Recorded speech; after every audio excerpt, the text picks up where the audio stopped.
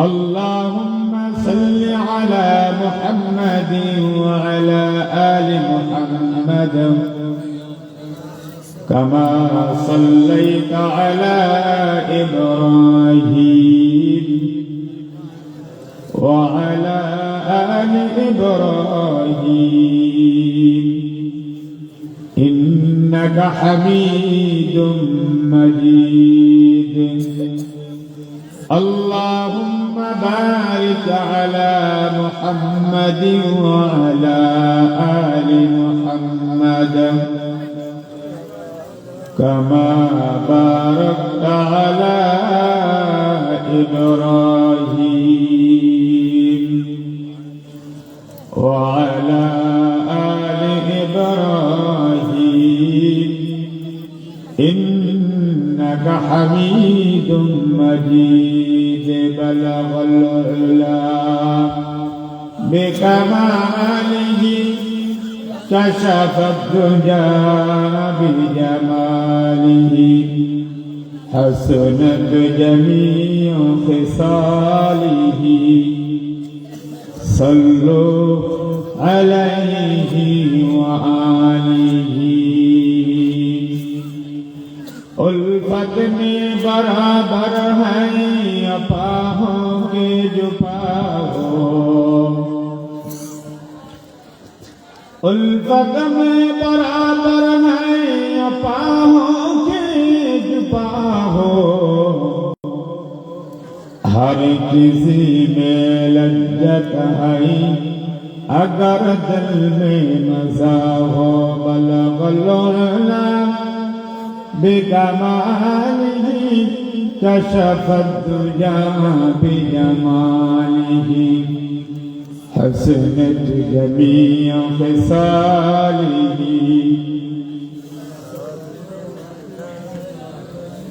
توحيد की अमानत सीनों में हमारा आशा नहीं मिटाना, नाम निशान हमारा बलग लोला।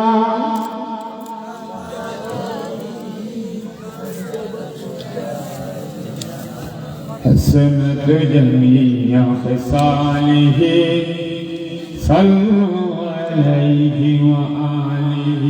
لا إله إلا الله لا إله إلا الله. সকালে জবান খুলি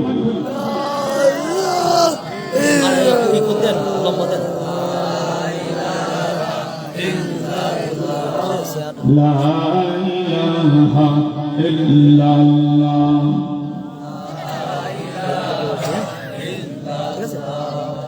لا إله إلا الله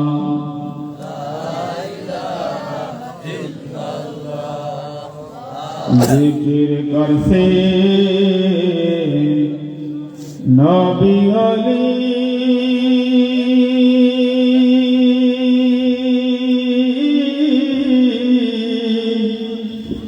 खुदार साथे जैसे मिली दिया सिले पर्द फूले दिया सिले पर्द फूले महबूब रब्बाना हमेशा जिक्र करो मोमिन गाफिल होयो ना। हमेशा जिक्र करो मोमिन गाफिल होयो ना। ला इलाहा इल्लल्लाह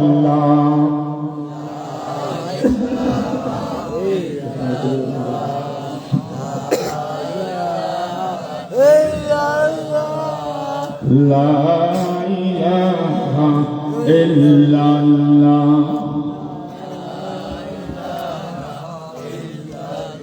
জিকির করছে মুসা নবী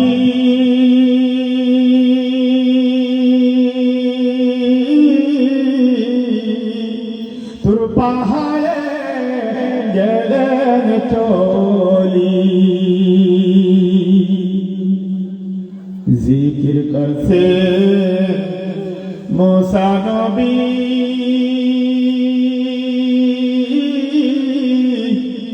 তোর পাহাড়ে গেলেন চলি খুদার নূরে পাহাড় জ্বললো খুদার নূরে পাহাড় জ্বললো নবী মুসা জ্বললো না ইলাহা ইল্লাল্লাহ ইলাহা ইল্লাল্লাহ লা ইলাহা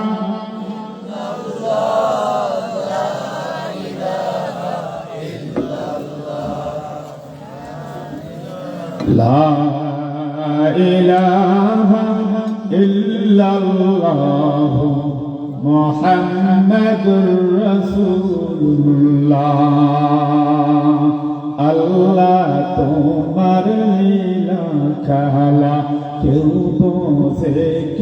বোঝে না মাবুদ তোমার লীলা খেলা কেউ বোঝে না তুমি কাউকে রাখো দস্তালত মৌলা কাউকে রাখো বালাখানায় আল্লাহ তোমার লীলা খেলা কেউ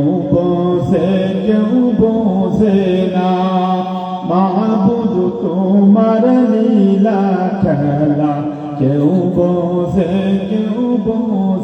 না তুমি কাউকে রাখো দস্তালত মৌলা কাউকে রাখো বালাখানায় আল্লাহ তোমার লীলা খেলা কেউ বোঝে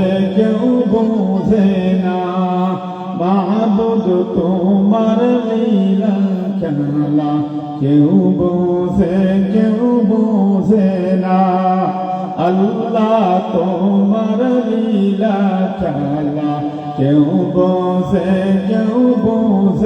না মাবুদ তোমার লীলা খেলা কেউ বোঝে না তুমি কাউকে রাখো দস্তালত মৌলা কাউকে রাখো বালাখানায় আল্লাহ তোমার লীলা খেলা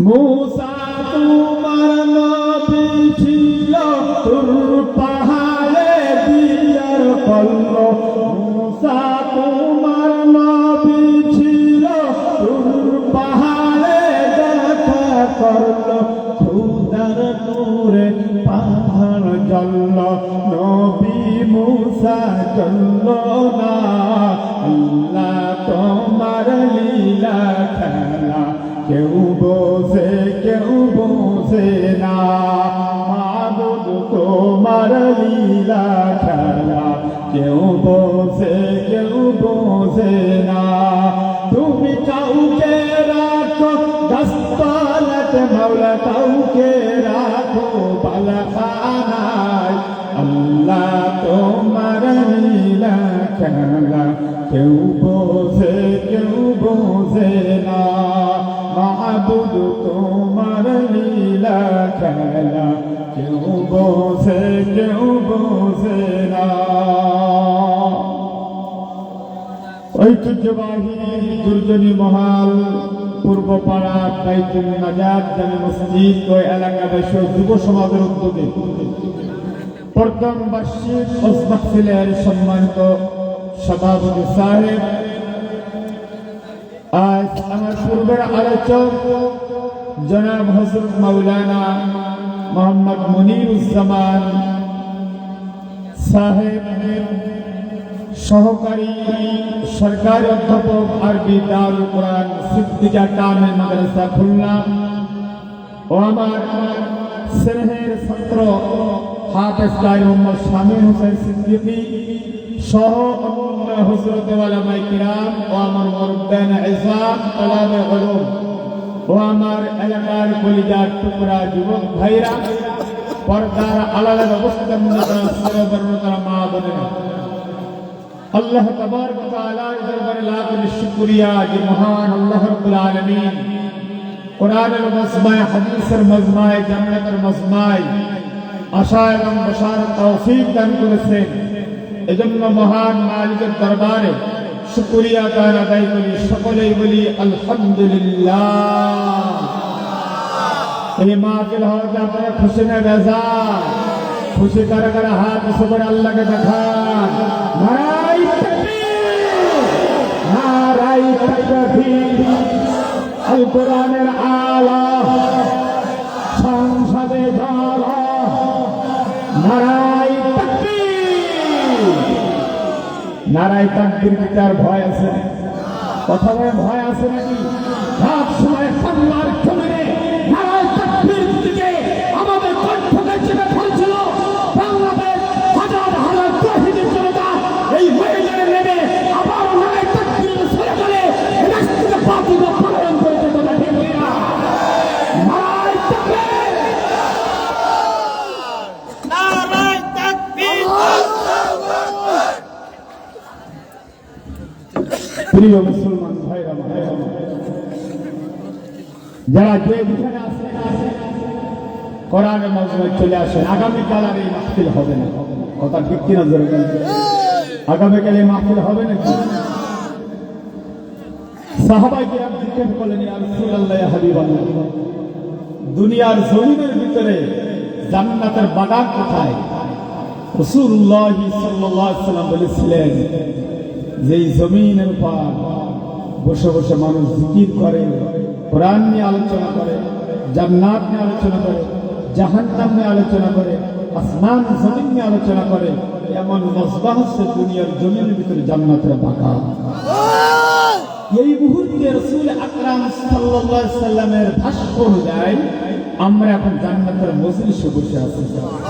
জান্নাতে মানুষের কি গুনাহ কি চেপে দেওয়া হবে না ফেলাই দেওয়া হবে? ফেলাই দেওয়া হবে। সমস্ত গুনাহ মুক্ত করে একটা মানুষকে আল্লাহ তাআলা জান্নাতের ভিতরে প্রবেশ করাবে। এই মুহূর্তে রাসূল আকরাম সাল্লাল্লাহু আলাইহি ওয়াসাল্লামের কথা অনুযায়ী রহমতের ফেরেশতা আপনার আমার গুনাহ নিয়ে এই মাহফিলের চতুর্দিকে দাঁড়িয়ে আছে। যে আল্লাহ তাআলার বান্দা বান্দী খাস তওবা করে বাসা বাড়িতে যাইবে, ওই গুনাহগুলি ফেরেশতারা জাহান্নামের ভিতরে নিক্ষেপ করে দেবে।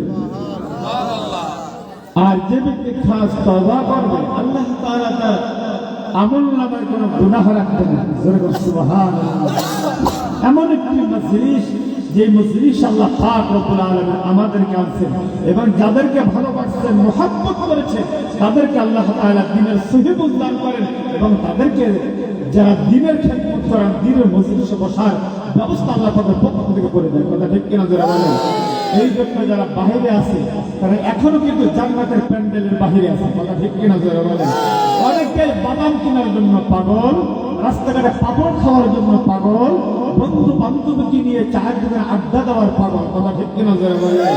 কিন্তু বাবা আসুন, আজকের আপনার আমার জীবনের শেষ মাহফিল হইতে পারে, শেষ বয়ান হইতে পারে, শেষ মুনাজাত হইতে পারে। কথা ঠিক কিনা জোরে বলেন? গত বছর থেকে নিয়ে এবছর পর্যন্ত আপনাদের এই মহল্লায়, এই এলাকায় কোন লোক কি মারা গেছে? মারা গেছে। আজকে আমরা এখানে যারা বসে আছি, আগামী বছর যদি আল্লাহ পাক এই মাহফিল দান করেন, তাহলে হতে পারে এই মজলিসে যারা বসে আছে অনেকে বিদায় নিয়ে কবরে চলে যেতে পারে। আজকে অনেকের বাবা নাই, অনেকের মা নাই, দাদা নাই, দাদি নাই, নানা নাই, নানি নাই, আপনজন অনেকের বিদায় নিয়ে অন্ধকার কবরে শায়িত রয়েছে। আজকে তাদের জন্য আখির মোনাজাত, তাদের জন্য দোয়া হবে। সন্তান তোমরা যারা বাইরে আছো, জলদি করে জান্নাতের মজমায় চলে আসুন। এই জান্নাতের মজলিস আমরা এখানে যারা বসে আছি এর চেয়ে অধিক রহমতের ফেরেশতা আরশে আজিমের ভিতরে আল্লাহ পাকের আসমানের ভিতরে তারা আপনাকে আমাকে নিয়ে আল্লাহ তাআলাকে বলতেছে, আয় আল্লাহ, যারাই মাহফিলে ময়দান করছেন তাদের গুনাহগুলো মাফ করে দিন। ভাইরা, মানুষ সর্বসময় জীবদ্দশা অবস্থায় তিন প্রকার গুনাহ করে।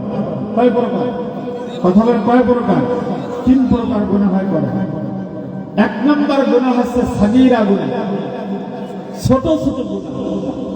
যেই ছোট ছোট গুনাহগুলি আল্লাহ তাআলা মাফ করে কোরআনের মজমায় আসার কারণে, জুমার নামাজে মসজিদে আসার কারণে, উক্তর নামাজের আযান হইলে বাসা বাড়িতে রওনা করে মসজিদে আসার কারণে আল্লাহ তাআলা এই সগীরা গুনাহ, ছোট ছোট গুনাহগুলো আল্লাহ তাআলা মাফ করে দেন। কিন্তু বান্দা তো সগীরা গুনাহ করে না, বান্দা আরো বড় গুনাহ করে, কাবীরা গুনাহ। কাবীরা মানে বড়, কথা ঠিক কি না? এই কাবীরা মানে বড় গুনাহ বান্দা বান্দি করে। এই গুনাহ মাফ করতে হইলে আল্লাহ তাআলার কাছে তওবা করতে হয়। এই গুনাহ মাফ করতে হলে কি করতে হয়? তওবা করতে হয়। তাহলে সেই তওবা কোথায় যে করবে? কোরআনের মজমায়, উলামায়ে কিরামের মজমায় যাইয়া তওবা করবে। আল্লাহ রাসূল সাল্লাল্লাহু আলাইহি ওয়াসাল্লাম বলেন, আলাইকুম বিমুজালাসাতিল উলামা ওয়া ইন্নাহুম হুকামা। নবী আমার ডাক বলে, হে আমার উম্মতরা, সগীরা গুনাহ করেছো, সগীরা গুনাহ করেছো, কাবীরা গুনাহ করেছো, এই গুনাহগুলি উলামায়ে কিরামের মজলিসে বসিয়া যাও, দ্বীনের মজমায় বসিয়া যাও, কোরআনের মজমায় বসিয়া যাও, উলামায়ে কিরামের সোহবতে বসিয়া যাও। যদি তুমি জীবনের মধ্যে খাস তওবা করতে পারো, আল্লাহ তাআলা তোমার কাবীরা সগীরা গুনাহগুলো মাফ করে দিবে। এবার কাবীরা গুনাহ কাকে বলা হয়? মাথায় লম্বা লম্বা চুল রাখা কাবীরা গুনাহ। আমাদের সমাজের ভিতরে যুবক ভাইরা এই ধরনের চুল রাখে কি রাখে না? কথা বলেন। আল্লাহু আকবার। আল্লাহ নবী বলেছেন, আল্লাহ এবার আমার তরিকায় যে কাজটা করা হবে সেটা হবে ইবাদত। আল্লাহ বা আল্লাহ রাসূলের তরিকায় যে কাজটা করা হবে না সেটা হবে গুমরাহির পথ। নবী বলেছেন, চুলকে খাটো রাখো। বড় বড় চুল রাখলাম, এইটা কাবীরা গুনাহ। নবী আমার ডাকতে বলেন, মুখের দাড়ি কেটে ফেলা কাবীরা গুনাহ। নবী আমার ডাকতে বলেন, পিতা মাতাকে কষ্ট দেওয়া কাবীরা গুনাহ। নবীজি বলেছেন, হাঁটুর উপরে কাপড় তোলা কাবীরা গুনাহ। নবী বলেছেন, সুদ খাওয়া কাবীরা গুনাহ, ঘুষ খাওয়া কাবীরা গুনাহ, আল্লাহ তাআলা মুরব্বিদেরকে তাজিম সম্মান না করা কাবীরা গুনাহ। এই জাতীয় যত পূর্বের গুনাহ আছে, নবী বলেন, এটা তওবার বিনিময়ে আল্লাহ তাআলা মাফ করিয়া দিবেন। আত-তাইবু মিনাজ যামবি কামাল্লা সাল্লাল্লাহু ইবনে মাসউদ রাদিয়াল্লাহু তাআলা আনহু থেকে হাদিস রাওয়াত। নবী আমার ডাকতে বলেন, আমার কোন উম্মতি যখন তওবা করিবে, আল্লাহ তাআলা জীবনে সগীরা আর কাবীরা গুনাহগুলো আমার আল্লাহ পাক মাফ করিয়া দিবে। হে বন্ধু, ও যুবক, ও কলিজার টুকরা মা বোনেরা, কান শোনো। নবী আমার ডাকতে পারেন, বান্দা সাগীরা গুনাহ করে, কাবীরা গুনাহ করে, এই দুই প্রকার গুনাহগুলো আমার আল্লাহ তাআলা তওবার বিনিময়ে মাফ করিয়া দেন। নবী আমার ডাকতে বলে, ৩ নাম্বার গুনাহ, যে গুনাহ যে বান্দা বান্দি করিবে, এই গুনাহগুলি আমার আল্লাহ রাব্বুল আলামিন হাজারো মাফিল ময়দানে আসলে এই গুনাহ মাফ হবে না, হাজারো তওবা করলে এই গুনাহ মাফ হবে না।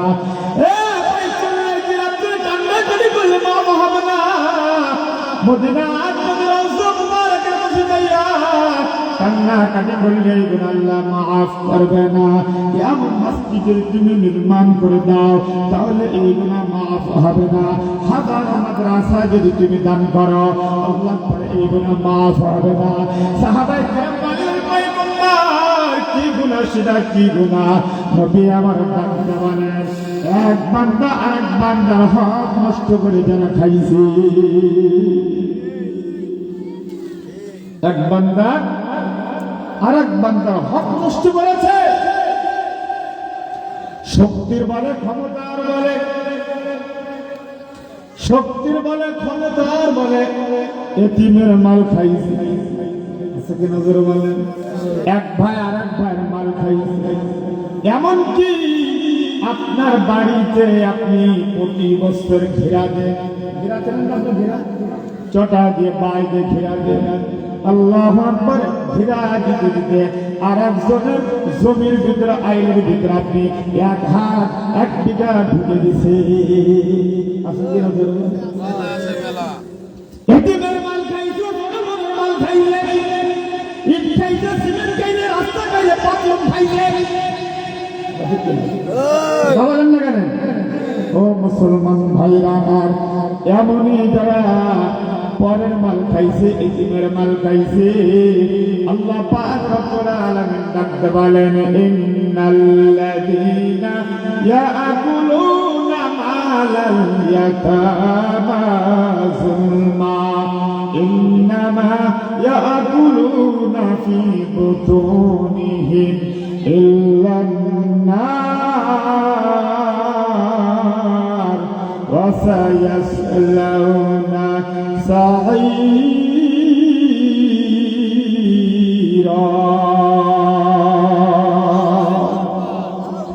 আল্লাহ পাক রব্বুল আলামিন ডাকতে বলেন, এ বান্দারা, বাজারে যাইয়া হক নষ্ট করিয়া বলো মাছ ক্রয় করেছ, গরুর গোশত ক্রয় করেছ, বাজারে সবচেয়ে বড় মাছ ক্রয় করিয়া আল্লাহ বাড়িতে সে বিবির কেটে দিয়েছ, বিবি রান্না বান্না করিয়া তোমাকে তুমি খাইছ, তোমার ছেলে মেয়েকে খাইতে দিয়েছ।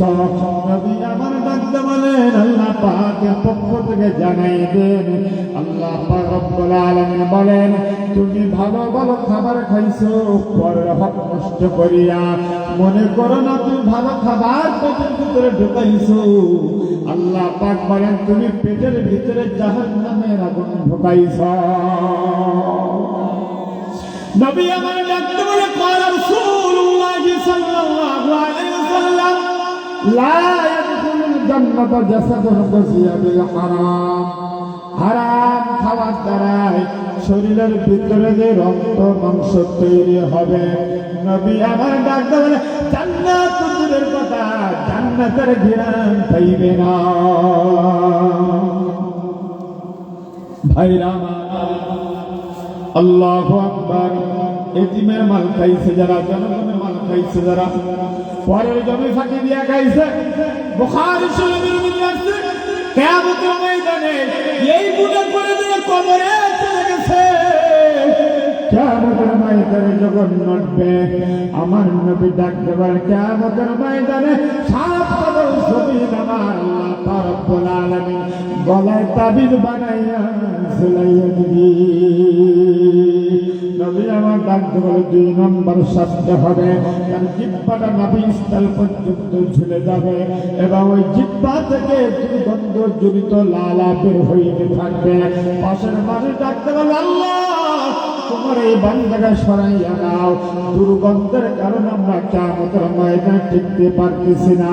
এই বান্দা কোন গুনাহের কারণে এই শাস্তি তারা দেওয়া হইতেছে? আল্লাহ পাক রব্বুল আলামিন ডাকতে বলবে, এই বান্দা পরের হক নষ্ট করছিল। পরের হক যারা নষ্ট করবে, তওবা করলে মাফ হবে না? না না, এখন তো হাফেজ সাহেব প্রথম কাতারের মুসাল্লি। কি কথা ঠিক ঠিক? এই আওয়াজ টানে না কেন? আওয়াজ টানে, আজ তোমার অবস্থা।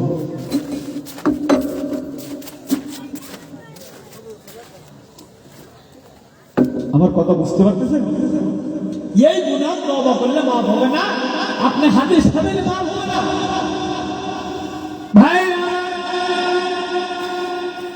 নবী আমার বলেন, এই গুনাহ মাফ করতে হইলে যে বান্দার হক নষ্ট করেছো ওই বান্দার কাছে যাইয়া মাল ফিরাইয়া দাও, না ক্ষমা চেয়ে নাও। জমিনের বান্দা যদি ক্ষমা করে আরশের মালিক ক্ষমা করবে, জমিনের বান্দা যদি ক্ষমা না করে আরশের মালিক ক্ষমা করবে না। ভাই ইব্রাহিম বিন আদহাম রাহমাতুল্লাহ আলাইহি বাইতুল্লাহ জিয়ারত করার জন্য রওনা, বাইতুল্লাহ যাইয়া হাজ করিয়া বাড়িতে চলে আইবে। আসার সময় দোকানে যাইয়া খেজুর কড়াই করেছে, খেজুর কড়াই করতে যে ওই দোকানওয়ালা মালিকের দাড়ি পাল্লা থেকে 2টা খেজুর পড়ে গেছে। 2টা খেজুর ইব্রাহিম বিন আদহাম রাহমাতুল্লাহ আলাইহি খেজুর 2টা উঠাইয়া ব্যাগের ভিতরে ঢুকাইছে, কিন্তু মালিককে বলে না, দোকানওয়ালাকে বলে না।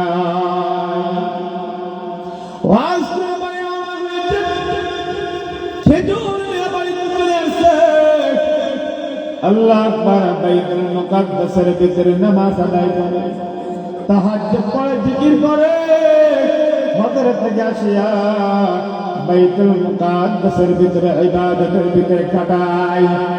ঠিক তাহাজ্জুদ নামাজ পড়িয়া ইব্রাহিম বিন আদহাম রাহমাতুল্লাহ আলাইহি আল্লাহর কাছে ডাকতে বলে, মালিক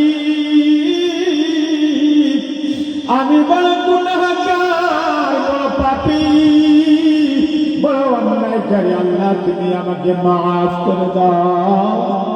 কে যেন ডাকতে বলতেছেন, ও ইব্রাহিম বিন আদহাম 1 বছর অতিবাহিত হয়ে গেল, 1 বছরের ভিতরে যত নামাজ আদায় করেছো, যত কোরআন কারীম তেলাওয়াত করেছ, 1 বছরের ভিতরে যত ইবাদত বন্দী করেছ, সমস্ত ইবাদত বন্দীগুলো আল্লাহ তাআলার দরবারে কবুল হয় নাই। আসমানের আর জমিনের মধ্যখানে ঝুলন্ত অবস্থায় আছি। কানা আওয়াজ আসে, ইব্রাহিম বিন আদহাম রাহমাতুল্লাহ ডাকতে বলে, কি কারণে আমার আমল আল্লাহ তাআলার দরবারে কবুল হয় না? ডাকতে বলতে, ইব্রাহিম বিন আদহাম তুমি গত বছর হয়েছে বাইতুল্লাহ যাইয়া দোকানওয়ালার কাছ থেকে খেজুর ক্রয় করেছিলাম, কিন্তু দোকানওয়ালাকে না বলিয়া খেজুর তুমি ব্যাগের ভিতরে ঢোকাইছিলা, না বলিয়া ওই খেজুর তুমি খাইছো, এই জন্য তোমার কোন ইবাদত আল্লাহ তাআলার দরবারে কবুল হয় না। কিয়ামতের আদালতে আল্লাহ তাআলা তোমার দাঁড়াইয়া দিবে। ভাইরা আমার, ইব্রাহিম বিন আদহাম রাহমাতুল্লাহ আলাইহি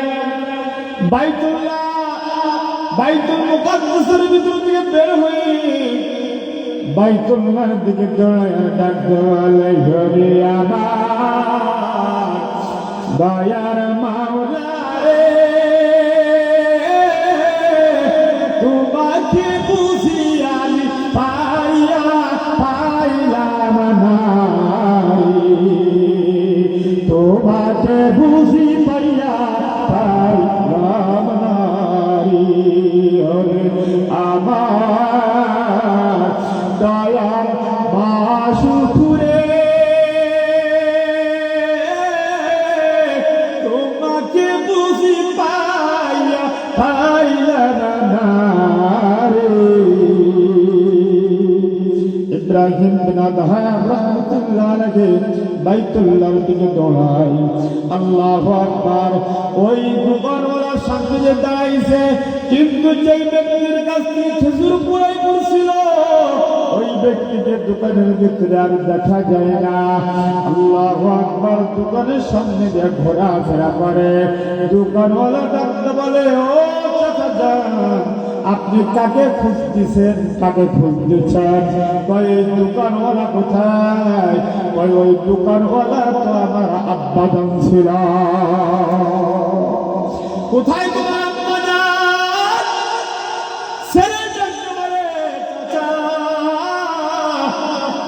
কত বছর হজের পরে আমার বাবা দুনিয়াতে বিদায় নিয়ে চলে গেছে। यहाँ हम सब मुसाफिर हैं, वही आगे ठिकाना, कोई आगे रवाना है, कोई पीछे रवाना। यहाँ हम सब मुसाफिर हैं, वही आगे ठिकाना, कोई आगे रवाना है, कोई पीछे रवाना। মুসলমান ভাই, বাবা বেঁচে আছে, সন্তান দুনিয়া থেকে বিদায় নিয়ে চলে গেছে। আল্লাহু আকবার। মা মারা গেছে, সন্তান দুনিয়ায় জীবিত আছে। সন্তান বেঁচে আছে, মা নাই, বাবাও নাই। ওই সন্তান বাবার জানাজার কাজে কবরের দিকে রওনা হইয়া যায়। বাবা দুনিয়ার এমন নিয়ম, এমন নিয়ম, এ দুনিয়াতে কখন চলে যেতে হবে আল্লাহ পারবনাকে রাখতে নাই। কথা ঠিক কিনা জোরে বলে আল্লাহু আকবার। ইব্রাহিম বিন আদহাম রাহমাতুল্লাহ জানতে বলে, ও বাবা, তাহলে তোমার বাবা দুনিয়াতে চলে গেছে, আমি বড় অপরাধী। কি ব্যাপার, কি অপরাধ করেছেন আপনি? ইব্রাহিম বিন আদহাম রাহমাতুল্লাহ আলাইহি জানতে বলে, ও গত বছর হজে আইসা 2 কেজি খেজুর পরাই করতে যাইয়া 2টা খেজুর তোমার বাবাকে না বলে ব্যাগের ভিতরে ঢোকাইছিলাম। এই জন্য আমার কোনো ইবাদত কবুল হয় না। কিয়ামতের ময়দানে আল্লাহ আমাকে ছাড়বে না। ও যুবক, মাফ করিয়া দাও, আমাকে মাফ করিয়া দাও। যুবক ডাকতে বলে, হুজুর আল্লাহ আকবার, এই দোকানের মালিক আমি একা না, আমার আরো এক ভাই আছে, আমার মা দুনিয়ায় বেঁচে আছে, এই দোকানের একা মালিক না, আমি একা মাফ করতে পারবো না। ভাই যুবক চলো, তোমার বাড়িতে যাইব। ইব্রাহিম বিন আদহাম রাহমাতুল্লাহ আলাইহি যুবককে দিয়া তোর বাড়িতে রওনা হয়। বসার ব্যবস্থা করে দেওয়ার পর ইব্রাহিম বিন আদহাম রাহমাতুল্লাহ ডাকতে বলে, এ যুবক, তোমার বাবা নাই, তোমার মা বেঁচে আছে, এই ব্যাপারে এই করে না, তবে তুমি আমাদেরকে মাফ করে দাও। অথবা তোমার মালের টাকা ফিরাইয়া দাও। তোমরা যদি মনে করো কিয়ামতের ময়দানে আল্লাহ আমাকে মাফ করবে না, মাফ করবে না, হাসরের ময়দানে কোটি কোটি মানুষের সামনে আমার বেইজ্জতি হতে হবে। ও যুবক, তুমি আমাদেরকে মাফ করিয়া দাও। ইব্রাহিম বিন আদহাম রাহমাতুল্লাহ আলাইহি চোখের পানি দেখিয়া যুবকের মা আর 2 যুবক ডাকতে বলো, হুজুর আমরা আপনাকে মাফ করে দিতে পারি, কিয়ামতের ময়দানে আমাদেরকে ফেলাইয়া জান্নাতে যাইতে পারবে না।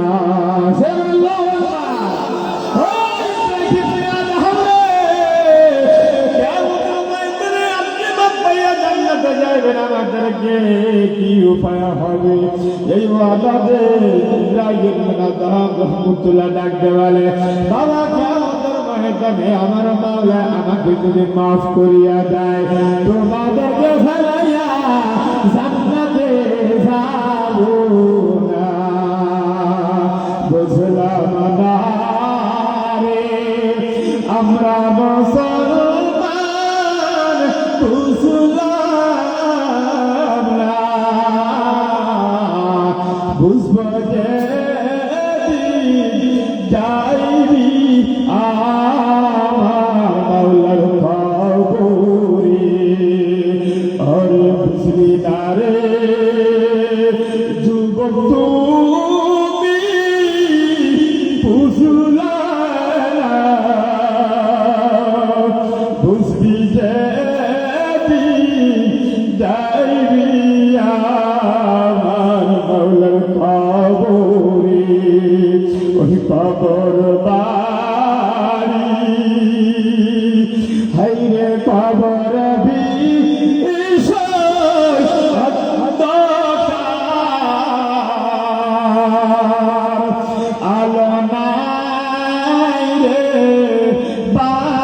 আশা নাই রে বন্ধু বন্দনার ব্যথা নাই রে বালিশ নাই রে তাই সাথী একা একা কেমনে থাকবা এই অন্ধকার বাবুরে একা একা কেমনে থাকবা ওই বাবুরে লা ইলাহা ইল্লাল্লাহ লা ইলাহা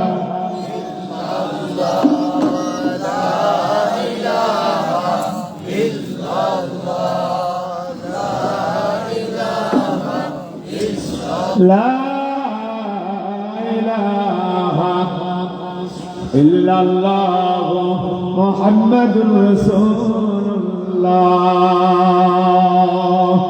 صلى الله عليه وسلم প্রিয় ভাইরা প্রিয় মুরব্বী বাবারা ও যুবকরা ও যুবতীরা এই জন্য মানুষের হক নষ্ট করে খাইলে কোনো ইবাদত আমার মালিকের দরবারে পৌঁছায় না। আমরা বাজারে যাই, বাজারে গিয়ে দোকানওয়ালাকে না বলিয়া চাউল আমরা মুখের ভিতরে দিই, কথা ঠিক কিনা ধরে ও বাজারে যাইয়া মিষ্টি কেনার সময় দোকানওয়ালাকে না বলিয়া মিষ্টি মুখের ভিতরে ঢোকাইয়া দিই। না বাবা না, ওই মালিককে না বলিয়া কোনো কিছু খাওয়া যাবে না। এইভাবে যদি খাও, এইভাবে যদি চলাফেরা করো, কেমন ময়দানে আমার মালিকের দরবারে হিসাব দেওয়া লাগবে। কোন ইবাদত আল্লাহ তাআলার দরবারে কবুল হবে না। এই জন্য হক নষ্ট করে খাইলে কিয়ামতের আদালতে আল্লাহ তাআলা সত্তা বল জমিন গলায় তাবিজ বানাইয়া ঝুলাইয়া দিবে। মুসলমান ভাইরা, এই জন্য এই গুনাহের ভিতরে যারা জড়িত আছে আমি তাদের হাতে পায়ে ধরে বলবো বাবা তাদের মাল ফিরাইয়া দাও অথবা মাপ পাইয়া দাও। জমিনের বান্দা বান্দি যদি ক্ষমা না করে আরশের মালিক আল্লাহ তাআলা আমাদের ক্ষমা করবে না। ভাইরা আমার, কোরআনুল কারীম আয়াতে কারিমা তেলাওয়াত করিয়েছি। রাসূলুল্লাহ সাল্লাল্লাহু আলাইহি সাল্লামের ওয়াকলিত হাদিস থেকে একটা হাদিস তেলাওয়াত করেছি। এই হাদিসের বারকির কথা বলবেন ইনশাআল্লাহ। শুনবেন তো কারা কারা শুনবেন? হাত উঠে করে আমার আল্লাহকে দেখাই দাও। নারাই তাকবীর, আর জোরে বলতে হবে নারাই তাকবীর। আয় মুসলমান,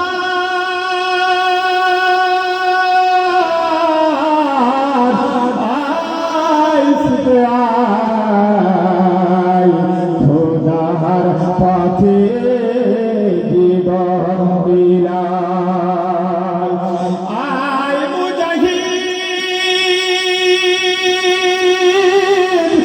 আয় ছুটে আয়, খোদার পথে জীবন বিলায়। আল্লাহু আকবার।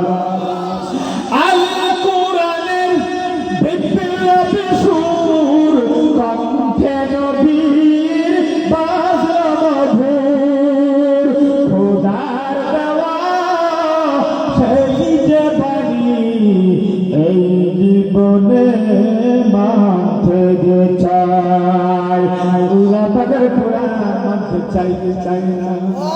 কথা বলেন, চাইতে চাই না। আল কোরআনের বিপ্লবী সুর কণ্ঠে নবীর বাজরুর, খোদার দেওয়া সেই যে বাণী এই জীবনে মানতে যে চাই। আয় মুসলমান, আয় সিদ্ধ আয়, খোদার পথে জীবন বিলাই, খোদার পথে জীবন বিলাই।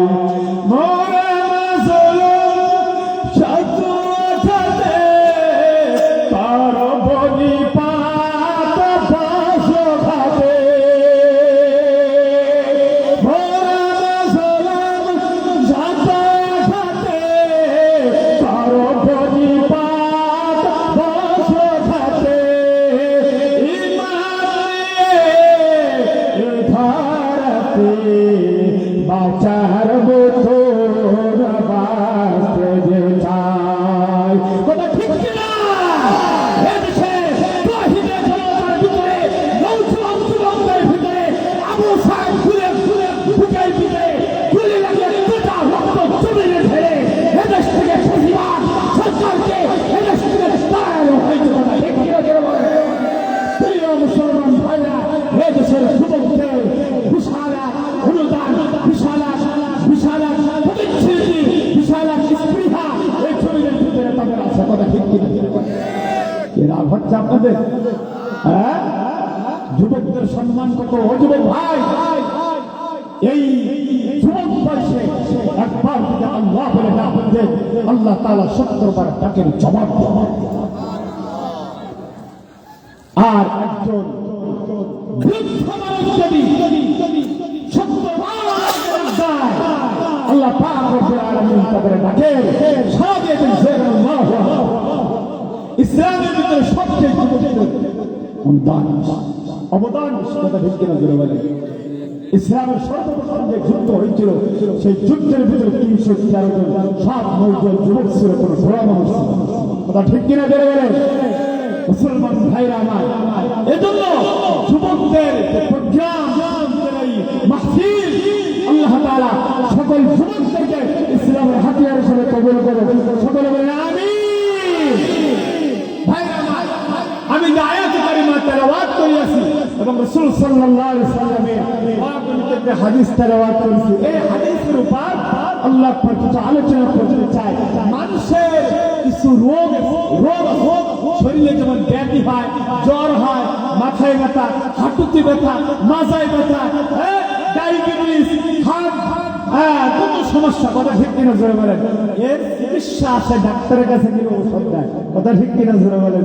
মদিনার পয়গম্বর আলাইহিস সালাতু ওয়াস সালাম বলেন, আমার উম্মতের ভিতরে কিছু রোগ আছে, এই রোগ যদি নিরাময় না করে যদি কবরে আসে তো ওই উম্মতের নাজাত পাওয়ার কোনো লাইন নেই।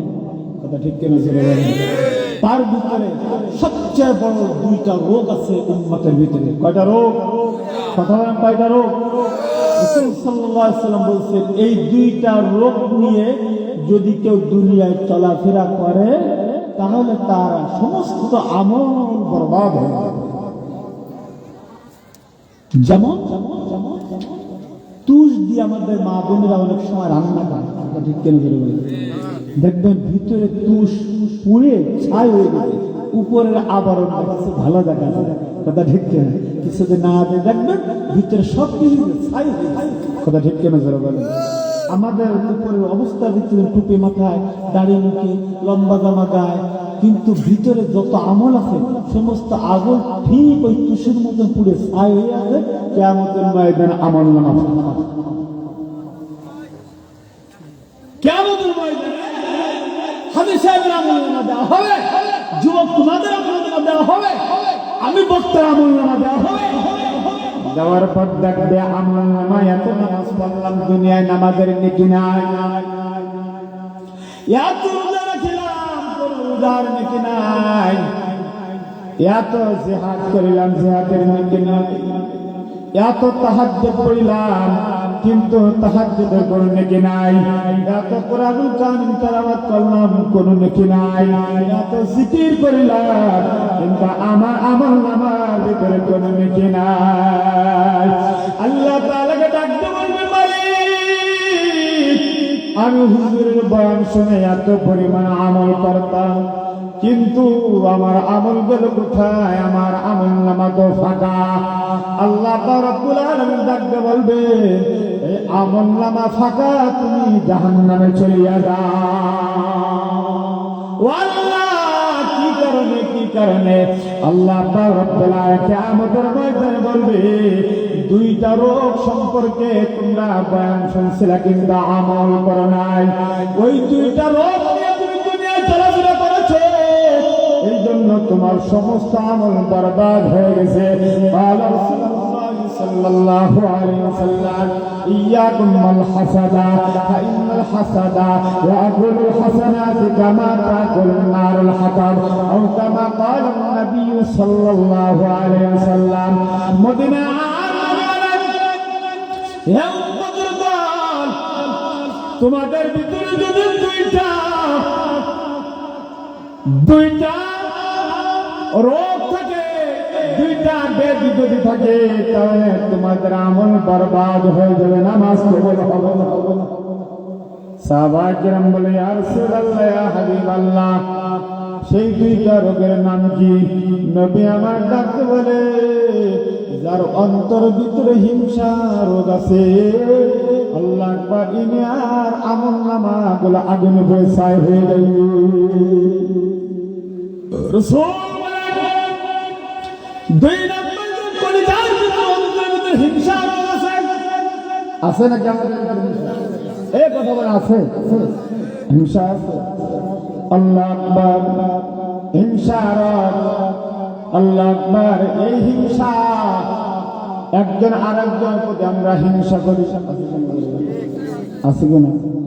এক ভাই আরেক ভাইয়ের প্রতি হিংসা। আপন ভাই মামলা দিয়ে তাকে জেলখানায় ঢুকাইছে, আছে কেন? ও মুসলমান ভাই, এক ভাই আরেক ভাইয়ের প্রতি হিংসা। এক মাদ্রাসাওয়ালা আর এক মাদ্রাসার প্রতি হিংসা, এক মসজিদ আর এক মসজিদের উপর হিংসা, এক কমিটার আর কমিটির প্রতি হিংসা। আওয়ামী লীগ হিংসা করত বিএনপির উপর, বিএনপি হিংসা করত আওয়ামী লীগের উপর। হিংসায় জর্জরিত হয়ে গেছি। এক আলেম আর এক আলেমের প্রতি হিংসা। ও ভাই, আমার মা বোনদের ভিতরে এক বোন আর এক বোনের প্রতি হিংসা করে, আপন বোনের প্রতি হিংসা করে। আমার ডাক্তার বলেন, যদি এই হিংসা রোগটা তোমাদের অন্তর ভিতরে থাকে, আমি নবী বলিয়া গেলাম, কিয়ামতের ময়দানে তোমার কোন আমল নামার ভিতরে তোমার কোন আমল পাইয়া তুমি জান্নাতে যাইতে পারবা না। ঠিক কেমন ছাই হয়ে যায় ভিতরে, আমল যতই থাকুক না কেন, হিংসা হওয়ার কারণে তোমার আমল কোন আগুনের মতন পুড়ে ছাই হয়ে যাবে। লা হাওলা ওয়ালা কুওয়াতা ইল্লা বিশার নাই, লা হাওলা ওয়ালা কুওয়াতা ইল্লা বিশার নাই। সিরাত বুঝিনা মগর তুম তো नहीं है, সিরাত বুঝিনা মগর তুম তো नहीं है। উপরে খুব সুন্দর দেখা যায়, ও আল্লাহ, প্রথম কাতারের মুসল্লি কিন্তু হিংসায় বড় হিংসায় ভরপুর। একবার আরেকবার প্রতি হিংসা করে। না না আল্লাহ একবার 1450 বছর আগে নবী বলে গেছেন, খবরদার হিংসা করবা না।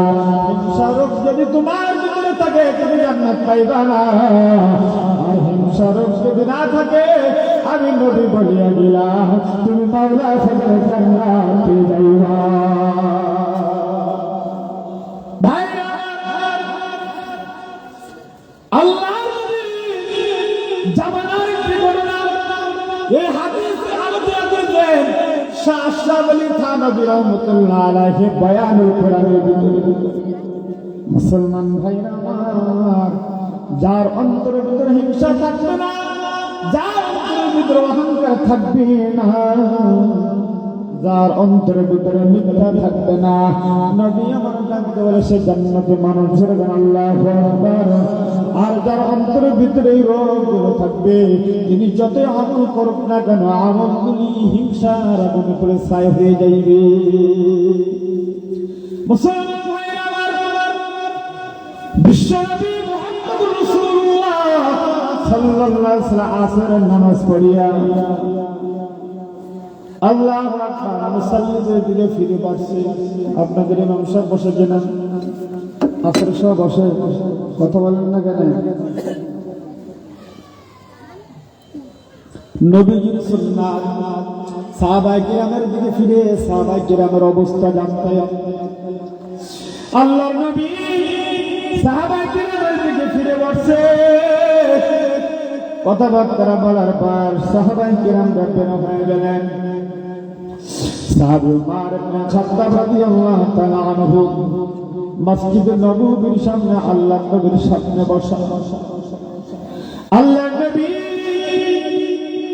চোখের ভিতরে কোনো পলক নাই, মসজিদে নববী গেটের দরজার দিকে আল্লাহ নবী তাকায়া রয়েছে।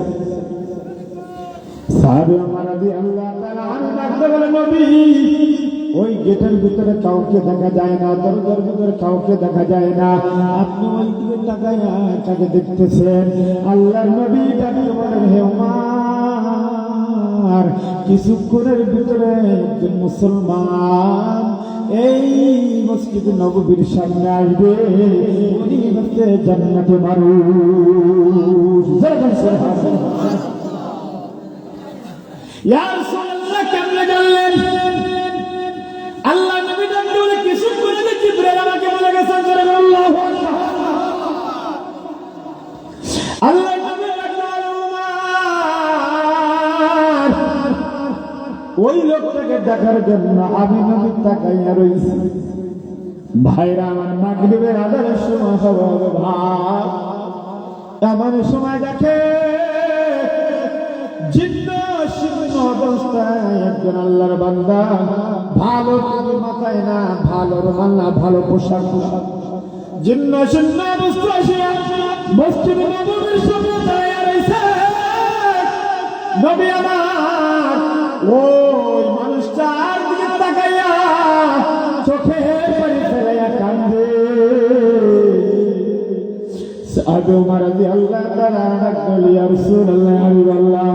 ওই লোকটার দিকে তাকাই আপনি কাঁদতেছেন, কারণ কি? আল্লাহ পাক রব্বুল আলামিন জিবরাইলের মাধ্যমে আমাকে বলছে ওই মানুষটা নাকি জান্নাতি মানুষ। ওই মানুষটার চেহারা নবী তাকাইয়া রইছে। লোকটা খুলে মসজিদ নববীর ভিতরে প্রবেশ করল। মসজিদে কোন পাও দিয়া ঢুকতে হয়? কথা বলেন, ডান পা দিয়া দপর দয় আল্লাহুম্মা আফতাহ লি আবওয়াব রাহমাতিকা। আয় আল্লাহ, তুমি আমার জন্য রহমতের দরজা খুলিয়ে দাও। জানতা আল্লাহ বলে ঘরে আসেন তো মসজিদ।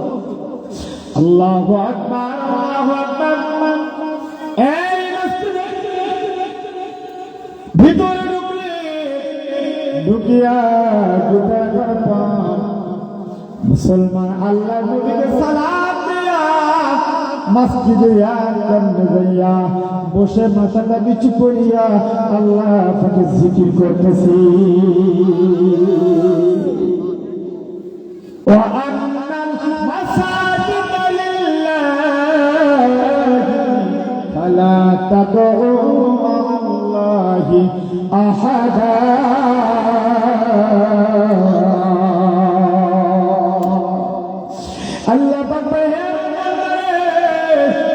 আমি আল্লাহ মসজিদে ঢুকার পরে দুনিয়াবি কোনো কথা বলবা না, একমাত্র আমাকে ডাকবা, আমাকে যতবার ডাকবা আমি আল্লাহ তাআলা ততবার তোমার ডাকের সাড়া দিয়া দিব।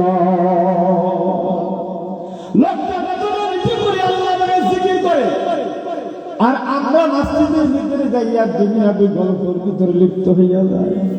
মার্কেটের হিসাব করি, দোকানের হিসাব করি, ঘেরের হিসাব করি। কথা ঠিক কেন ধরে বলেন? দুনিয়াবি কথাবার্তা বলি না, না ভাই, এটা দুনিয়াবি কথাবার্তা বলার জায়গা না। নবী আবার ডাকতে বলে, আহাব্বুল বিলাদি ইলাল্লাহি মাসাজিদুহা ওয়া আবগাযুল বিলাদি ইলাল্লাহি আসওয়াকুহা আও কামা ক্বালা নবী সাল্লাল্লাহু আলাইহি সাল্লাম। নবী আমার ডাকতে বলে, আসমানের নিচে জমিনের উপর সবচেয়ে সর্বশ্রেষ্ঠ জায়গা হচ্ছে আল্লাহ তাআলার ঘর মসজিদ। আমি মসজিদে নববী গেছি, 86টা দরজা আছে। কয়টা দরজা? 86টা দরজা আছে। প্রত্যেকটা দরজার গায়ে লেখা আছে উদখুলুহা বিসালামিন আমিন। সাল্লাল্লাহু আকবার, আল্লাহু আকবার। আয়াতে কারিমাটা লেখা আছে জান্নাতের ভিতরে প্রবেশ করো, নিরাপত্তা পাইয়া যাইবা। আমরা বাংলাদেশের মানুষ মসজিদে ঢুকিয়া ঢুকিয়া দুনিয়া বিকল্প করি। আল্লাহু আকবার, আল্লাহু আকবার। আল্লাহ পাককে কম ডাকি। ও বাবা, মসজিদ নববীতে এখনো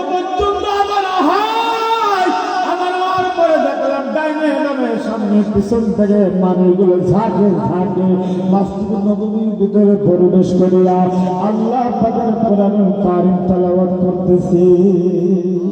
সুবহানাল্লাহ।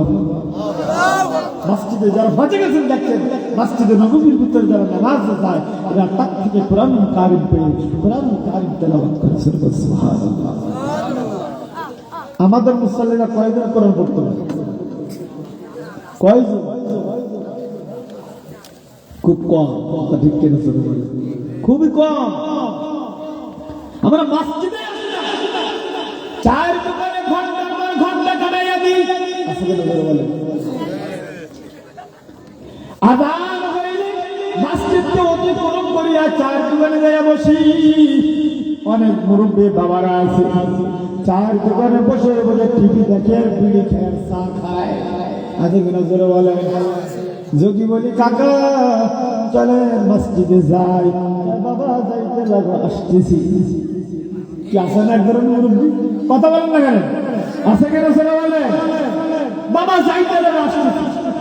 আল্লাহু আকবার। যাইতে লাগো, আসতেছি বলিয়া আর মসজিদে আসে না। আয়নার সামনে যাইয়া দেখো তোমার চেহারাটার ভিতরে তোমার দাড়ি পেকে গেছে, দাঁত উঠে গেছে, দাঁত পড়ে গেছে, তোমার চেহারাটা পরিবর্তন হয়ে গেছে, শরীরের চামড়াটা ঢিলা হয়ে গেছে, কবরে যাওয়ার মতন হয়েছে। এখন আল্লাহ তাদের ঘরে আসিয়া নামাজ আদায় করো না।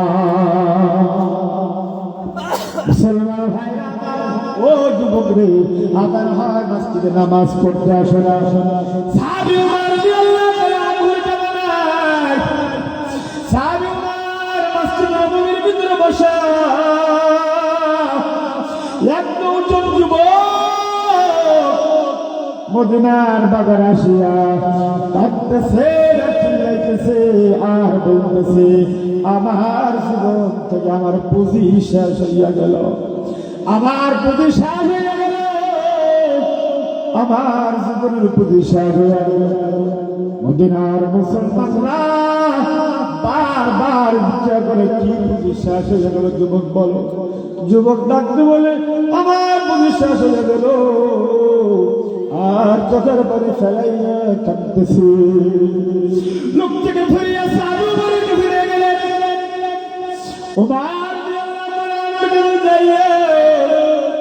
যুবক দেখতে বলি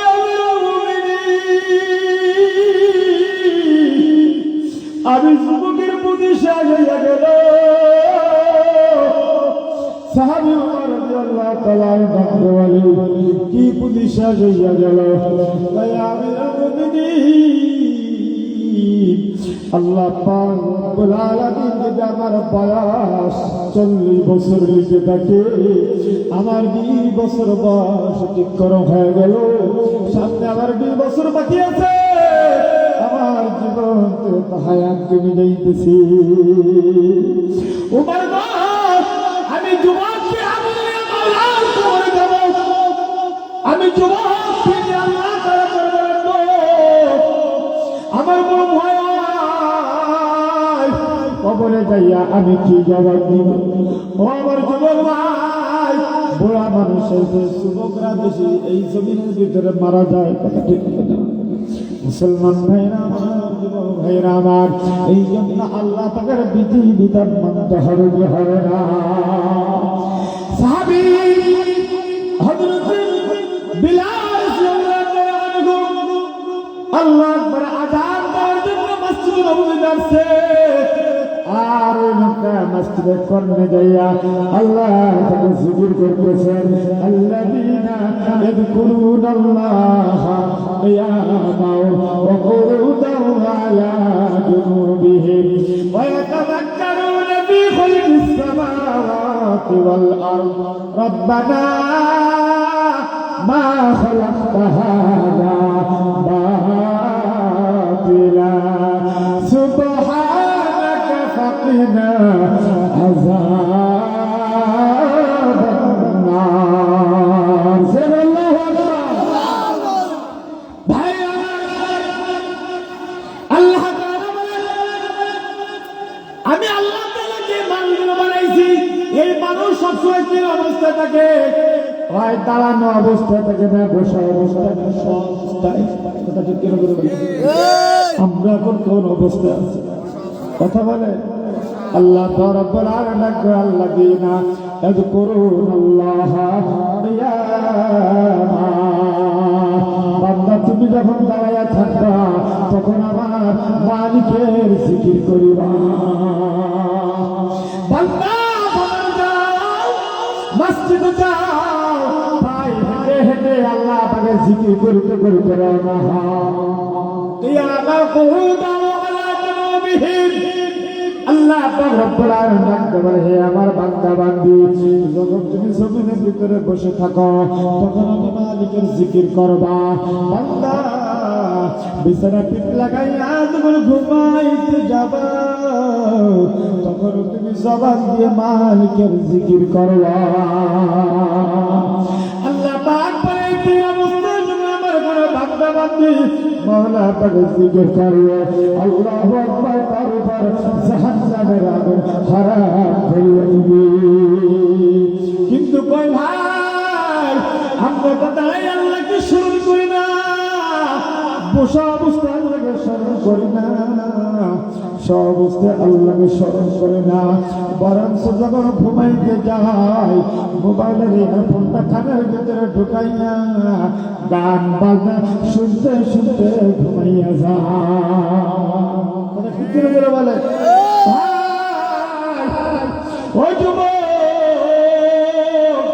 মৃত্যু এমন একজন ঘুমের ভিতরে মানুষের মৃত্যু হয় কি হয় না? হয় কি হয় না? ঘুমের ভিতরে মানুষের মৃত্যু হইয়া যায়। আল্লাহ আকবার, কানের ভিতরে আর ফোনটা লাগাইয়া আল্লাহ আকবার গান লাগাইছো, গানের পিন গাইছো, আর গানটা শুনতে শুনতে তুমি ঘুমাইয়া যাও। খোদার কাছে এমন সময় হযরত রাসূল আসিয়া তোমাকে যদি ধরিয়া ফেলা, তোমার ইমান মত হবে না। আকবার, তোমার ইমান মত হবে না, কারণ হবে না, তুই বেঈমান হইয়া মারা যাইবা। কথা ঠিক কি বলে? ও যুবক, মোবাইলের ভিতরে গান থাকলে ডিলিট করিয়া দাও, নাটক ছবি থাকলে ডিলিট করিয়া দাও, নায়িকার ছবি থাকলে ডিলিট করিয়া দাও, গুনাহ গুনাহ গুনাহ গুনাহ। কথা ঠিক কি বলে? ও ভাই, ওই মোবাইলের মেমোরির ভিতরে আল্লাহর নামের অক্ষরে বয়ান ঢুকাইয়া দাও, ফারেক সাহেবুল্লাহ আইয়ুবের বয়ানটা ঢুকাইয়া দাও, চরমনাবী সাহেবের বয়ান ঢুকাইয়া দাও, আল্লামা রাসূল সাহেবের বয়ানটা ঢুকাও, তাদের ভিতরে আর ফল লাগাইয়া বয়ান শুনতে শুনতে ঘুমাইয়া দাও। হতে পারে বয়ান শুনতে শুনতে আল্লাহ তাআলা হিদায়াতের মালা দান করতে পারি। পারে কি পারে না? কষ্ট হইতেছে বলবার সময় আমরা দেখব তুমি জিকির করে লা ইলাহা ইল্লাল্লাহ,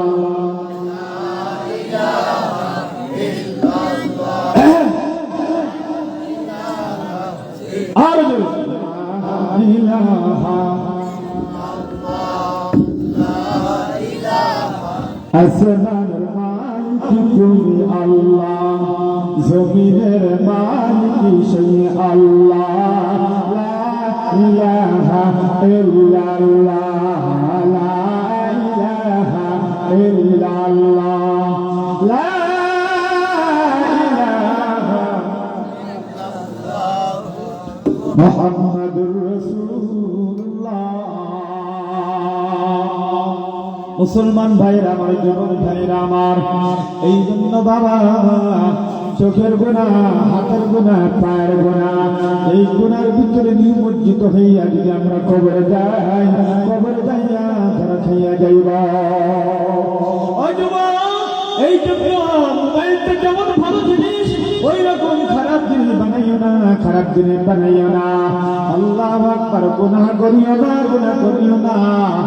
আজ আমাদের সমাজের ভিতরে আমাদের যুবকের হাতে ফোন, আমাদের মেয়ের হাতে একটা টাচ ফোন, সারা রাত বাবা মা ঘুমাইয়া থাকে, আর সন্তান আমার পাশে রুমে থাকে, মেয়ে আমার পাশে রুমে থাকে, রাত 3টা 4টা পর্যন্ত সেটিং করে। কথা বলেন না কেন? এই যুবক, তোমাদের চেহারার দিকে তাকাইলে গুলাম গুলাম মতন দেখা যাইবে, কিন্তু রাত মোবাইলের বসে তোমার চক্ষু শেষ করলো, এই মোবাইলের বসে তোমার ভোট নষ্ট করে ফেলাইলো। কথা ঠিক কিনা ছেড়ে বলেন? ও যুবক, ও যুবক, খবরদার খবরদার, আল্লাহ আকবার। এই মোবাইলের ভিতরে আল্লাহ আকবার গুনাহের যন্ত্রণা দিয়া তওবা করেন, আল্লাহ রাব্বুল আলামিন আমাদেরকে যেন মাফ করিয়া যায়। এই দিন অবস্থা থাকিয়া যারা আমার মাওলা থেকে জিকির করবে আল্লাহু আকবার, আর আসমান নিয়ে জমিন নিয়ে যারা গবেষণা করবে আল্লাহ পাক যারা তাদের উপর জাহান্নামের আগুন আমি আল্লাহ হারাম করিয়া দিব। মুসলমান ভাইরা আমার, ওই লোকটা মসজিদ নববীর ভিতরে যাইয়া মাথাটা নিচু করিয়া জিকির করতেছেন আল্লাহ আল্লাহ আল্লাহু লা ইলাহা ইল্লাহু, আল্লাহ আল্লাহ আল্লাহু লা ইলাহা ইল্লাহু। সাহাবী হযরতে বিলাল রাদিয়াল্লাহু তাআলা আনহু আযান দিয়েছেন, আযানের জবাব দিয়েছি। আল্লাহ নবী মাগরিবের নামাজ পড়লেন, নামাজ পড়ে সাহাবাই বের হয়ে গেল, কিন্তু সাহাবী ওমর বের হয় না। আল্লাহ নবীর দরবারে বসে লোকটা নামাজ শেষ করিয়া আবার আল্লাহ তাকে জিকির বসে গেছে। মুসলমান ভাইরা আমার, ঈশার নামাজের আযান দিল, ঈশার নামাজ পড়িয়া সাহাবায়ে কেরাম যার যার বাড়িতে চলে গেল। ওই লোকটা মসজিদ নববী থেকে বের হইয়া রাতের বেলা তার খেতের মধ্যে ঘর ছিল, ঘরের ভিতরে চলে গিয়েছে। আল্লাহু আকবার।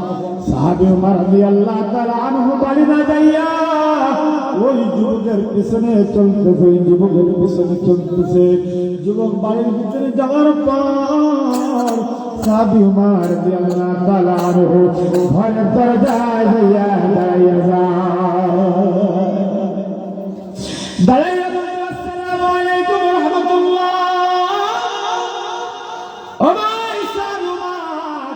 ঘরের দরজায় সালাম দিয়েছেন, ভিতরে দিকে সালামের জবাব দিয়েছেন। আমরা মুসলমান, এক মুসলমানের বাসা বাড়িতে যাই কি যাই না, যাওয়ার পর গেটে যাইয়া সালাম দিয়ে না, ডাইরেক্ট বাড়ির ভিতরে ঢুকিয়া যায়। আল্লাহ পাক রব্বুল আলামিন ভিন্ন কোন মানুষের বাড়িতে ডাইরেক্ট ঢুকতে নিষেধ করেছেন। আল্লাহু আকবার।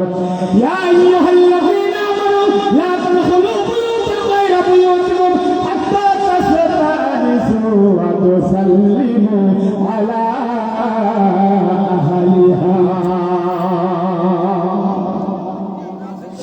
আল্লাহ পাক বলেন, যখন কোন মুসলমান ভাই বাড়িতে যাইবা, যখন কোন বনে আদমের বাড়ি যাইবা, দরজার সামনে যাইয়া নক করো, সালাম দাও, ডাইরেক্ট বাড়ির ভিতরে ঢুকিও না। খবরদার খবরদার, আমরা মুসলমান ডাইরেক্ট বাড়ির ভিতরে ঢুকিয়া যদি বলি ভাই কোথায় আছে, ভাবিজান বলে ভাইজান বাসায় নাই, আর আমরা টেবিল চেয়ারে বসিয়া যাই, বাবির সঙ্গে লিপ্ত হয়ে যায়। হাবিব ডাকতে বলে খবরদার খবরদার, তোমরা ভাবি পাইয়া ভাবির সঙ্গে গল্প গুজবের ভিতরে একই জায়গায় বসিয়া গল্প করিও না, কেননা ভিতরে শয়তান হাজির হইয়া যায়। নবীজি সাল্লাল্লাহু আলাইহি ওয়াসাল্লাম বলেছেন, যারা ভাবি যদি এক জায়গায় বসে, ও পরস্পরের ভালো করিয়া শোনো, বলবো আল্লাহু আকবার। ভাবি যদি এক জায়গায় বসে, নবী বলেন এই দুইজনের ভিতর থেকে কেউ যদি ওই মুহূর্তে মারা যায়, ইমানি মওত হবে না। আল্লাহ নবী আমার ডাকতে বলে খবরদার খবরদার, পর্দা পোষাতে থাকবা, পর্দা করবা। আল্লাহু আকবার অনেক শুনে দেখা যায়। আল্লাহু আকবার বলে বড় ভাবি তো মায়ের মতো, কি বলে না, মায়ের মতো বড় ভাবি, মাঝে ভাবিকে নিয়ে আবার যাবো হিজরত করে চলে যাবো মানে ঠিক কিনা চলে যাবে কথা বুঝতে পারছে আল্লাহু আকবার আমাদের অবস্থা কি এক ছেলের মা দুই ছেলের মা তিন ছেলের মা এখন ছেলে মেয়েকে ফেলাইয়া স্বামীকে ফেলাইয়া পরকিয়া করিয়া আরেকজনের সাথে চলে যায় কথা ঠিক কিনা আছে কিনা এখন আগে মানুষ প্রেম প্রীতি ভালো সামর্থ্য সিটির মধ্যে এখন আর সিটি লাগে কি কথা বলেন না কেন এখন ফোন আছে এই ফোনের ভিতরে মেসেজ করে সব কিছু কথা বলা হয় যদি ভিডিও করে দেখতে চাও গোটা জগৎটাকে দেখাই দেবে সেরকম রাসূলুল্লাহ আল্লাহ এখন বর্তমান সমাজের ভিতরে যাদের দুই ছেলের মা তিন ছেলের মা পাঁচ ছেলের মা জামাই হয়ে গেলে নাইতে নষ্ট হয়ে গেলে ও আল্লাহ রাব্বুল সাথে বড় দিয়ে সে হিজরত করে ঢাকায় চলে গেছে কথা ঠিক কথা কারণ কি তুমি জানো তুমি তো কাজে যাও আর পাঁচ ঘন্টা বিবির কাছে থাকে ওই মোবাইলের ভিতর যে পরকিয়া করিয়া তোমাকে ফেলাইয়া চলে গেলে তোমার টাকা পয়সা নিয়া ভাইরা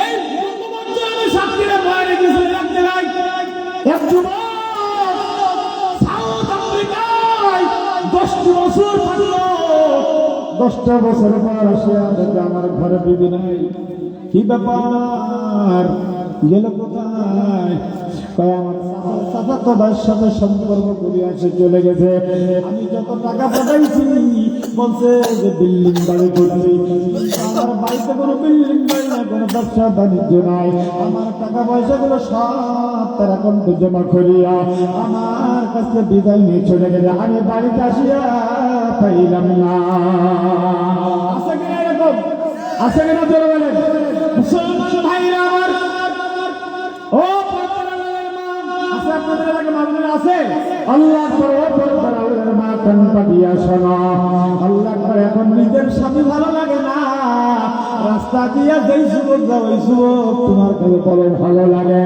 তোমার আরেকজনের স্বামী তোমার কাছে ভালো লাগে নিজের স্বামী কোনো সহ্য হয় না ভালো লাগে না ভালো লাগে না ভালো লাগে না আল্লাহু আকবার মুসলমান মা বোনেরা খবরদার ইত্তাকুল্লাহ আমি আল্লাহকে ভয় করো আল্লাহকে ভয় করো আল্লাহকে ভয় করে যদি তুমি চলতে পারো হযরত মা ফাতেমার সঙ্গে জান্নাতে যাইবা আল্লাহু আকবার ওই আয়েশা সিদ্দিকা রাদিয়াল্লাহু তাআলা আনহার চরিত্র গঠন করো মা ফাতেমা রাদিয়াল্লাহু তাআলা আনহার চরিত্র গঠন করো ও মা ওই খাদিজা মহল্লার ভিতরে শুইয়া রইছে আমি সচক্ষে দেখে আসছি তোর কবর আল্লাহু আকবার এই খাদিজার মতন চরিত্র গঠন করো তাহলে তুমি নাজাত পাইয়া যাইবা মুসলমান ভাইরা আমার ও পরদার মা আল্লাহু আকবার ওই যে বাইকেছে ইসলামের ভিতরে এখনো পর্যন্ত পত্রিকাটা আমার মাদ্রাসার লাইব্রেরির ভিতরে আছে আল্লাহু আকবার দেখতেছে পরকিয়া করতে করতে করতে করতে একজনের সাথে সম্পর্ক করে ফেলাইছে যেই ছেলের সাথে সম্পর্ক করবে ওই ছেলের বাসা ঢাকা আল্লাহু আকবার ওই ছেলে ওই মেয়েকে দেখে নাই মেয়েও ছেলেকে দেখে নাই 2012 সালের ঘটনা ও মুসলমান ভাই ও পরদার আলালের মা ওই মেয়েটা সম্পর্ক করিয়া ওই বাইকে থেকে ঢাকার গাড়ি তুলিয়া আল্লাহু আকবার সাইদাবাদ নামছে নামার পর আল্লাহ আকবার ফোন দিয়ে দিতে তুমি ওইখানে ওই করো আল্লাহ আকবার মেয়েটা দেখতেছে কয়েকটা যুবক আমার দিকে ছুটি আসতেছে আমি হঠাৎ করে হোটেলের ভিতরে ঢুকিয়া গেলাম মেয়ে জবানে বলছে আমি হোটেলে ঢুকে যাওয়ার পর হোটেলওয়ালাকে বললাম ভাই আমাকে বাঁচাও আমাকে বাঁচাও আমাকে বাঁচাও ভাই বাবা তোমার বাসা বাড়ি কোথায় ভাই আমার বাসা বাড়ি খুলনায় আল্লাহু আকবার আমার বাসা বাড়ি খুলনাতে আমি পরকিয়া করিয়া প্রেম প্রীতি করিয়া ভালোবাসা করিয়া আমি ঢাকায় চলে আসছি তাই ছেলের নাম কি তাই ছেলের নামে নাম ঠিকানা এই হোটেলওয়ালা জানতে পারছে সাইদাবাদ তার বাসা আল্লাহু আকবার বলতে মা তুমি কার বসো তোমার ব্যবস্থা হয়ে যাবে সবই কিছু আল্লাহু আকবার হোটেলওয়ালা বলতেছে এ মেয়ে তুমি যে সঙ্গে প্রেম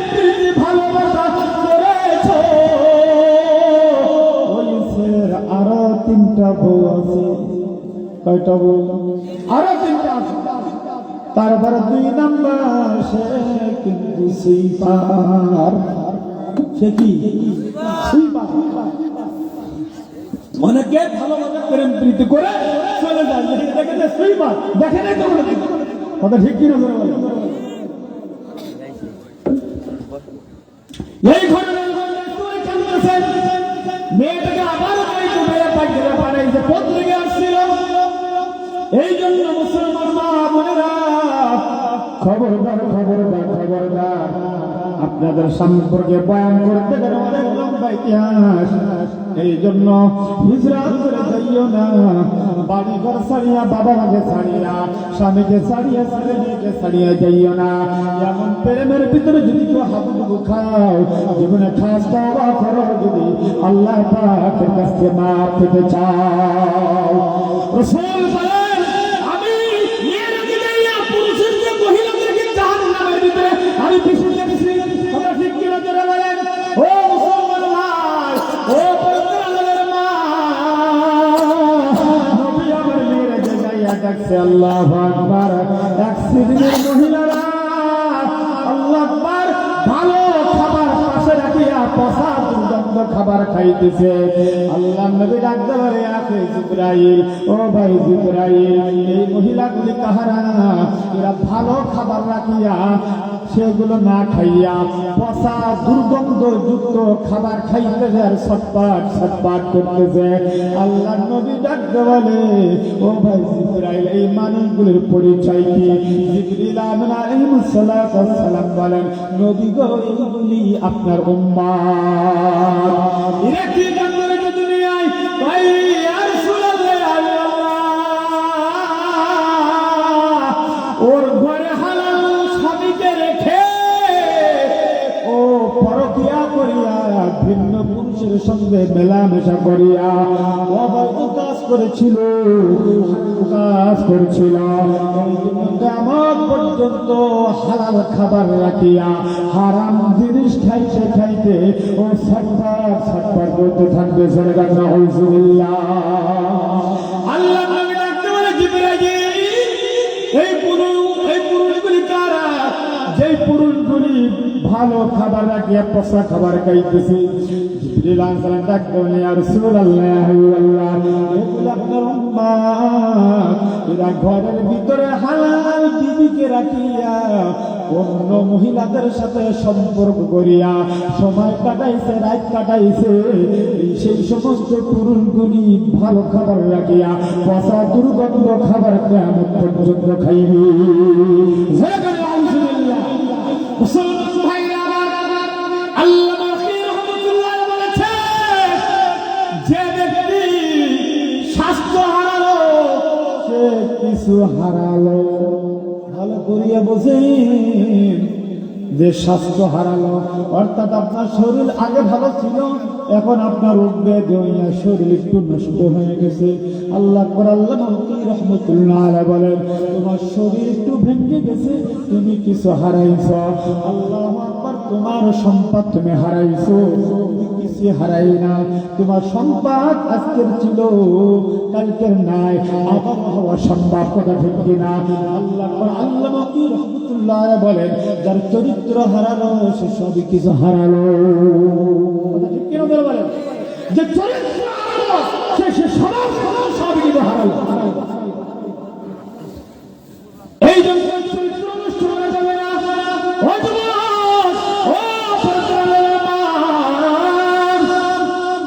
চরিত্র পয়গম্বর ইউসুফ আলাইহিস সালামের ঘটনা মনে পড়ে যায়। ও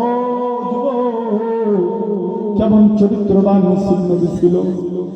যে ইউসুফ নবী ঘর ভিতরে ফেরাইছিল, মিশরের বাজারে বিক্রয় করছিল। আল্লাহু আকবার। আজিজে মিশরে ঘরে যখন যায়, সুলাইখা মনে মনে ভাবতেছে, আমি স্বপ্নের ঘরে যে ছেলেটাকে দেখছিলাম সেই ছেলেটা আমার বাসায় চলে আসে, আর কোনো টেনশন নাই, কোনো চিন্তা নাই। পয়গম্বর ইউসুফ আলাইহিস সালাম আস্তে আস্তে যখন বড় হইল, বালক হইল, সুলাইখা তার দিলের ভিতরে একটা আশা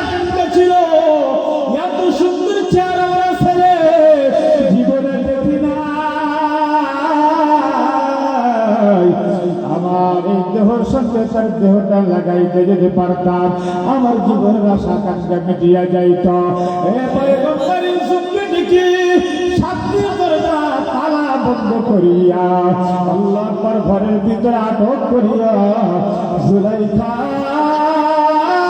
যেই মূর্তি যেই দেবদেবীর যে মূর্তির পূজা করিত কাপড় দিয়ে ওই মূর্তির মুখ ঢাকিয়া জুলাইখা দাঁড়াইয়া রয়েছে।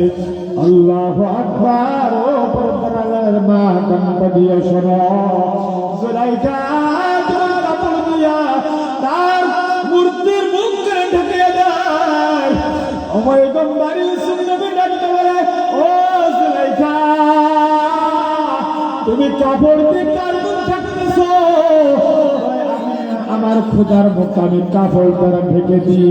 কেননা এই মুহূর্তে তোমার সঙ্গে যে কাজটা করিব আমার খোদা যদি তাকাইয়া দেখে আমার বড় লজ্জা লাগবে। পয়গম্বর ইউসুফ নবী চোখের পানি ফেলাইয়া ডাকতে বলে, ও জুলাইখা তোমার খোদার মুখ কাপড় দ্বারা ঢাকা যায়, আমার খোদার মুখ কাপড় দ্বারা ঢাকা যায় না। যায় যায় যায়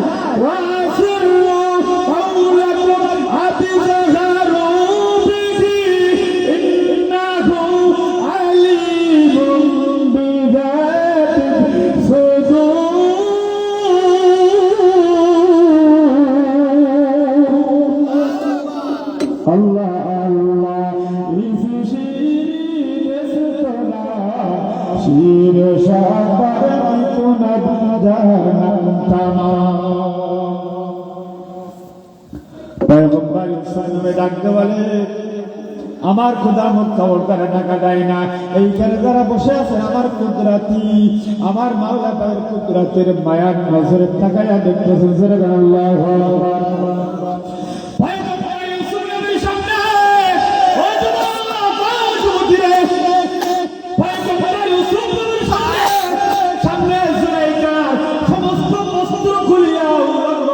দাঁড়াইয়া রয়েছেন ও যুবক। আল্লাহ পয়গম্বর ইউসুফ নবী কান্দে, হঠাৎ করে চোখ দুইটা আসমান ওসা করিয়া যায়। হঠাৎ করে পয়গম্বর ইউসুফ নবীর চোখের সামনে আল্লাহ পাকের কোরআনের আয়াত ভেসে উঠছে। আল্লাহু আকবার। কি আয়াতে কারিমা ভেসে উঠল? তাফসীর মারিবুল কোরআনের ভিতরে লেখে, ওয়ালা তাকরাবুজ জিনা ইন্নাহু কানা ফাহিশা ওয়া সাআ সাবিলা। আল্লাহ পাক বলে, আমার বান্দা বান্দি জিনার নিকটে আসিও না, যখন অপরাধ ফাহিশা কাজ এমন কাজে তোমরা আসিও না। পয়গম্বর ইউসুফ নবী চিন্তা পড়ে গেল, আর আল্লাহ ডাকতে বলে, মালিক এই ঘরের ভিতরে জুলাইখার বিষয় কেউ নাই। আল্লাহ আমি যুবক, আমি চাই না আমি গুনাহের ভিতরে লিপ্ত হইয়া যাই, আমার খারাপ কাজের ভিতরে লিপ্ত হইয়া যাই। কোরআনুল কারীমের ভিতরে সূরা ওয়াদাহুল্লাযী ওয়া ফি বাইতিহা আন নাফসিহি ওয়া গাল্লাকাতিল আবওয়াব